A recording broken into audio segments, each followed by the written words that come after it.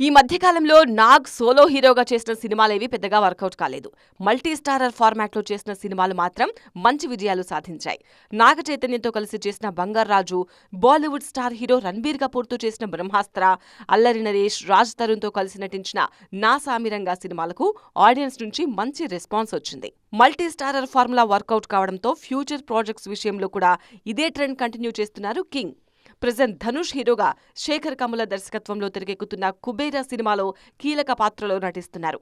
ఈ cinema teaser look తోనే audience కు షాక్ ఇచ్చారు నాగ్. కోలీవుడ్ సూపర్ స్టార్ రజనీకాంత్ హీరోగా తెరకెక్కుతున్న కూలీ సినిమాలో నాగ్ కీలక పాత్రలో నటిస్తున్నారు. ఈ సినిమాలో లెంగ్తీ గెస్ట్ రోల్ చేస్తున్న నాగ్, లోకేష్ సినిమాటిక్ యూనివర్స్ లోకి ఎంట్రీ ఇస్తున్నారు. దీంతో ఈ యూనివర్స్ లో నాగ్ మరిన్ని సినిమాలు చేసే ఛాన్స్ ఉందన్న టాక్ వినిపిస్తోంది. బాలీవుడ్ లోనూ మరో క్రేజీ మల్టీ స్టారర్ కు నాగ్ గ్రీన్ సిగ్నల్ ఇచ్చారన్న టాక్ వినిపిస్తోంది. మున్నాబాయ్ సిరీస్ లో తెరకెక్కుతున్న థర్డ్ ఇన్స్టాల్మెంట్ లో నాగ్ గెస్ట్ రోల్ చేయబోతున్నారన్నది లేటెస్ట్ అప్డేట్. గతంలో నాగార్జున హీరోగా తెరకెక్కిన చంద్రలేఖ సినిమాలో సంజయ్ దత్ గెస్ట్ రోల్ చేశారు.